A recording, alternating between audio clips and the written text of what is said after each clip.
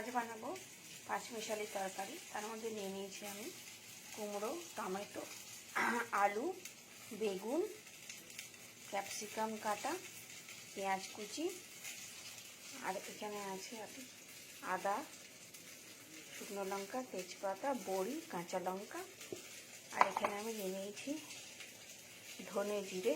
এটাকে আমি পিষে নেব।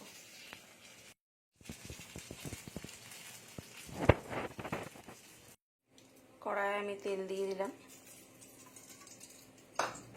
গ্যাসটা অন করে দিলাম।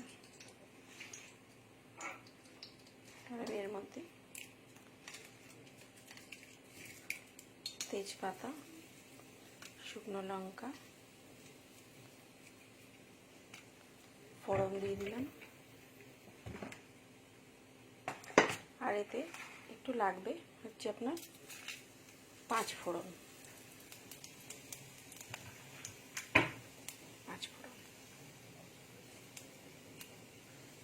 এবারে আমি দিয়ে দেব বড়ি।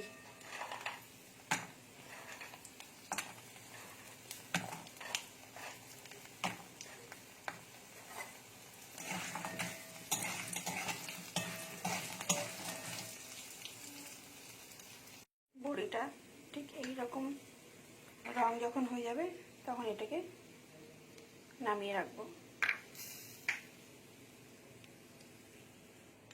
এতে আমার আর একটু তেল লাগবে, একটু তেল ঢেলে দেবো।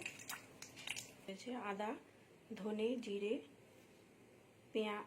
আদা, ধনে, জিরে, কাঁচা লঙ্কা, শুকনো লঙ্কা, আর একটু নুন দিয়ে দেবো।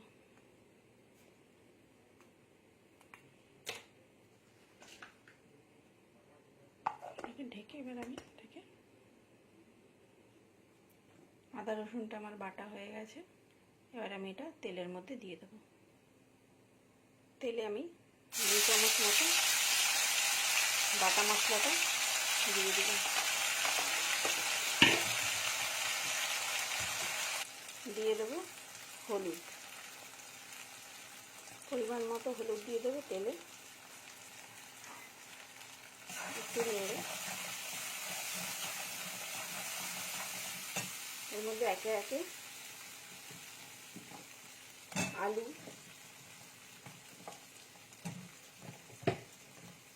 পেঁপে, যে সবজিগুলো সেদ্ধ হতে দেরি সেগুলো আমি আগে দিয়ে দেবো। এটা আমি দিয়ে দেবো। আমার কাছে একটু নারকেল কোড়া ছিল, এটা অপশনাল, চাইলে দিতেও পারেন, নাও দিতে পারেন। এবার এর মধ্যে দিয়ে দেবো টমেটো। বাকি যে তরকারিগুলো সব একে একে দিয়ে দেবো। সব সবজি আমি দিয়ে এর মধ্যে নেড়ে দিয়েছি। এবার এর মধ্যে ওপর থেকে একটু চিনি দিয়ে দেবো, দিয়ে এটাকে ঢেকে দেবো। ঢাকাটা খুলে দেবো।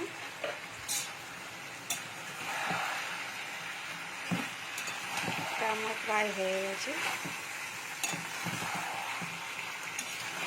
এর মধ্যে ভাজা বড়িগুলো দিয়ে দেবো।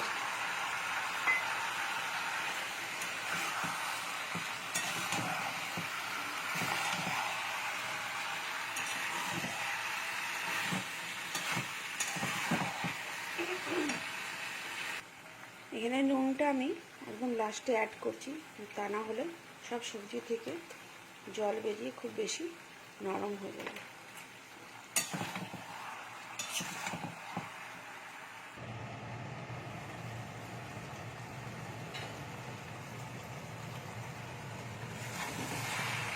তরকারি আমার হয়ে গেছে। এবার এটাকে নামিয়ে রাখবো। এইভাবে আপনারা এই তরকারিটা বানাবেন, দেখবেন খুবই সুন্দর সুস্বাদু। এটি আপনারা ভাতের সাথে বা রুটির সাথেও খেতে পারবেন।